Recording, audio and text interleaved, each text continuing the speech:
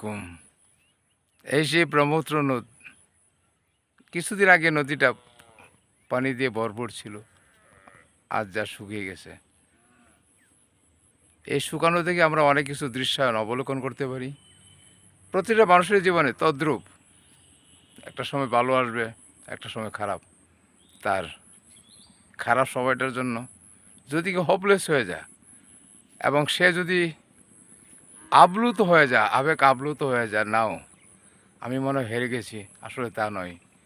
তাই প্রকৃতি থেকে আল্লাহ রাব্বুল আলামিন অনেক কিছু শিক্ষা দেয়, যা দৃষ্টান্ত হইল এই সেই নদী, যেখানে দাঁড়িয়ে আমি আমার অনুভূতি জাগ্রত করেছি। যে জায়গায় দাঁড়িয়ে আছি, এই জায়গাটা মনে হইল একেবারে শূন্যতার ভরা। এতে প্রতীয়মান হয় যে প্রত্যেকটা জিনিস তোমার জন্য অপেক্ষা করে, কিন্তু এটা কেউ ধরে না।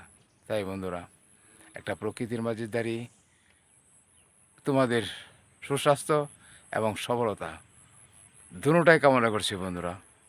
তোমরা সবাই ভালো থাকবে। প্রকৃতিটা তোমাদের কাছে কেমন লাগলো অবশ্যই জানাবে। তোমাদের জানানো অপেক্ষায় আবার কথা হবে। সবাই ভালো থেকো। আসসালামু আলাইকুম।